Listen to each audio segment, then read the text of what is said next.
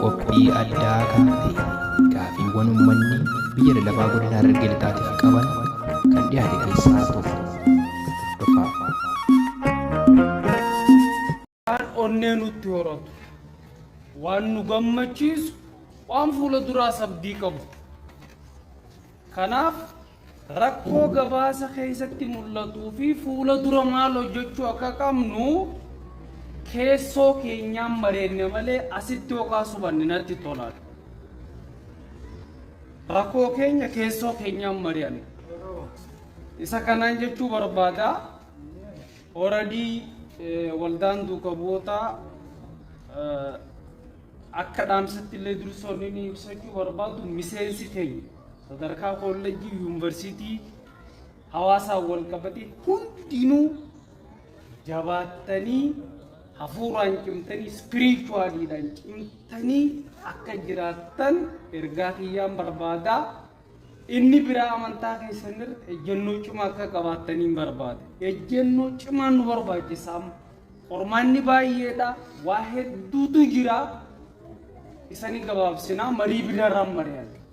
Haa ta'u garuu kutaa lallaba godina Harargee lixaatiif itti aanaan kutaa godina lallaba Harargee lixaa abbaan keenya luba abbabaa waan nu jidduu argamaniif carraa guddaadha. Baay'ee ulfaadhaa baay'ee galatoomaadha akka kiyyatti isinii jechuu barbaada. Isin jaalannaa fuula duraaf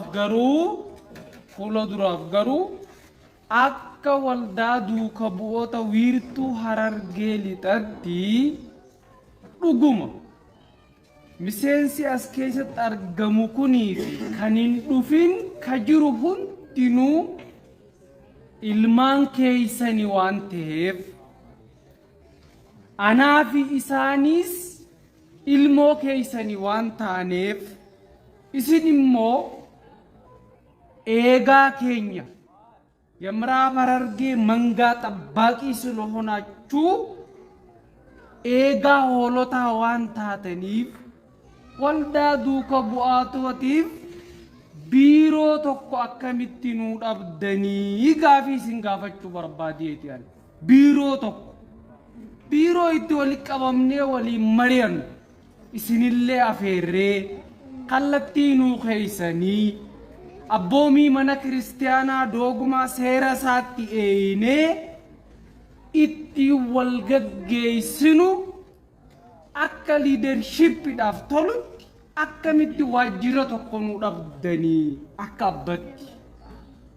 Biiroon tokko mana amantaa lafa kanarraa akkamitti nuuf dhabame. Dhuguma yoo eegaa miseensa kiristaanaa taatan jechuudha isin. Yeroo dhiyootti dhuftanii quba qabnaa baay'ee walirree barbaannu fuula duraa bal'inaa wal barraa ni beeyna. Hojii keessaniis galamsootti waan akka dabarsaniis hin beeyna, asittiis hin beeyna. Har'a garuu erga riivooluushinii kanaan dhuftan akkamitti biiroo tokko nuu dhabdanii. Hojumaata irratti cimoo akka taatan nin beekaa.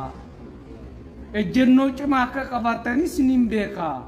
Waajjira tokko garuu maaliif nu dhabdanii waan jiru booda deebisaa isinirraa barbaada. Tokko inni biraa inni lammaffaan abbaan keenya isin nu jidduutti waan argamtaniif akka gaafitti illee nu qabadha.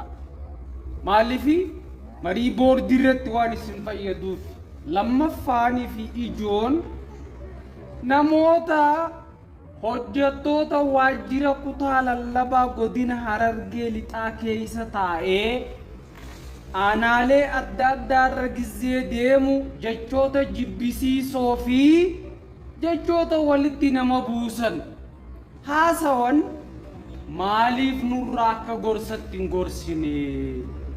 Inni kun booda garam nu oofa.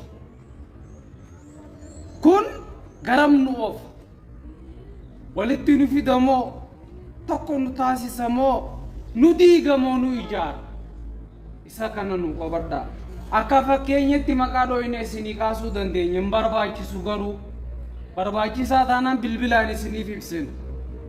Maaliifi namoota jechoota jibbisiisoo dubbatu sodaa tokko waan hin qabneef nuti akka dhuunfattis qormaata hedduu keessa dabarree waldaan kun jalqaba irraas waan hedduudha kaasee waldaa kana ijaaruudhaafis qormaata hedduudha dabarsine gubbarraa hanga dakatti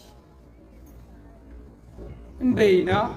Kanaaf garuu ka sodaachuu qabnu nuti Waaqayyoodha. Miseensi keenya guutuun koobachuu qabda. Waaqayyo sodaannaa, abboota keenya in kabajnaa. Abboota daangaa dabre garuu ani hin beeku. Duwwaa daash yoo hin jeenaaf tola. Kanaaf abbaan keenya namoota kutaa lallabaa keessa ta'anii waradaa beeta kenetii keessaas ta'anii jechoota nama diigan dubbatan maaliif nurraan gorsine? Tokkummaa waan waliin nu fidu maaliif hin uumu? Isa kana akka nuu qabattan.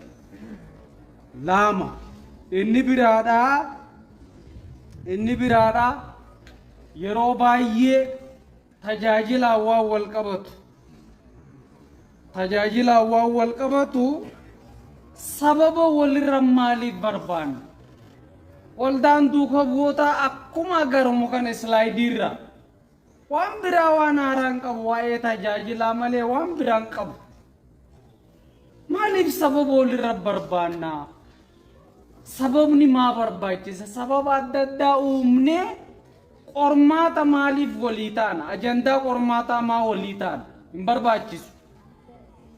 Ajandaa qormaataa walii ta'uun hin barbaachisu. Kana inni xumuramee jira jechuu jiranii inni biraa shakkii waldaa kanarraa haa dhaabbatu ergaa jiruun qabaa.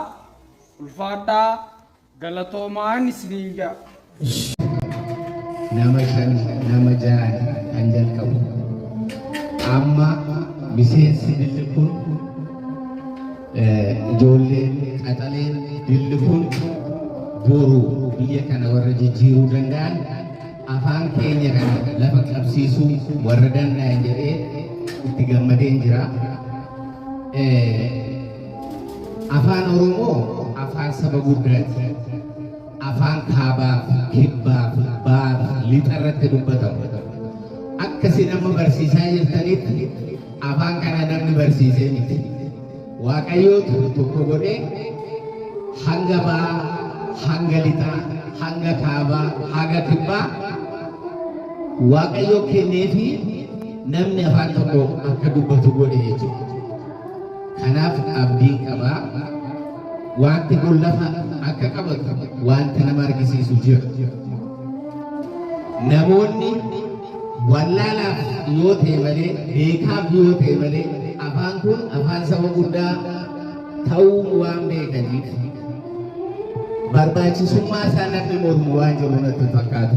Hin mormani. Garuu waan lamatu jira as keessa. Tokko namoota siyaasaadhaaf itti fayyadaman. Lama namoota faayidaaf itti fayyadamantu waan jiruuf waan kana raasaa jira malee waan biraan jiru. Amantaan kun itti dhalannee itti guddannee haga yoonaa hin jaallannaa. Beeta kiristaanni waan jettu ni fudhannaa. Uummanni Oromoo itti amanaa ture amantaa kiyyeetiif itti amanaa jira. Waan uumame maali? Afaan Oromoo afaan saba guddaati.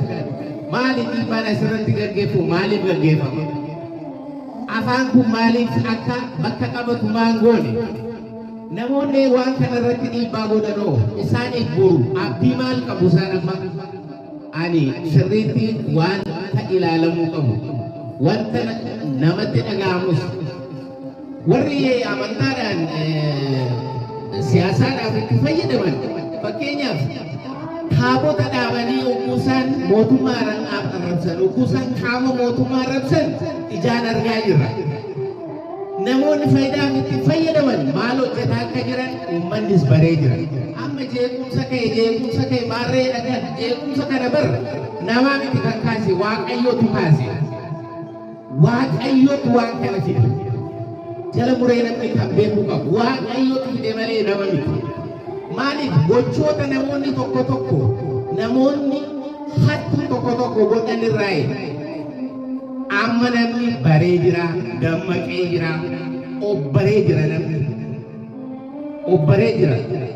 Kanaaf kuni lafa qabatu akka qabu sirriitti ni amannaa jechuudha. Gama biraatiin maal godhaa jira Oromoon bar amantaan kun haa cimu, afaan kun lafa haa qabatu jedhamaati hin jiru malee amantaan kun haa badu namni jedhu hin jiru. የድመት መመዘኛ አይጥ መያዝ ነው የሚለው የሆነ አባባል አለ። ድመት ጥቁር ነች፣ ቀይ ነች፣ ነጭ ነች ማለታችን ምን ትርጉም አለው? መመዘኛው አይጥ መያዝ ነው። በቃ ማንም ሰው መድረክ መስራት ያለበት እምነቱ እንዲቀጥል እንጂ እምነቱ እንዲጠፋ የሚሰራ ሰው የለም። በአሁኑ ሰዓት ደግሞ ብዙ ሃይማኖቶች አሉ በኢትዮጵያ ውስጥ። በኢትዮጵያ ላይ ብዙ ሃይማኖቶች አሉ። ለምሳሌ እንደ ምዕራብ ሐረርጌ ራሱ ብንወስድ በተለይ የፕሮቴስታንቶታ አመንታን ባየቱ ጅራ መጋላ ከነጌስ ኢሳን ኩን ባሃባየተን መሌ ካዮን ኢሳኒ ኦርቶዶክሲ gama sanatti naannessu gama isaanii tarkisaa jiran garuu kaayyoon isaanii immoo tokko amantaa ortodoksii dhabamsiisuuf.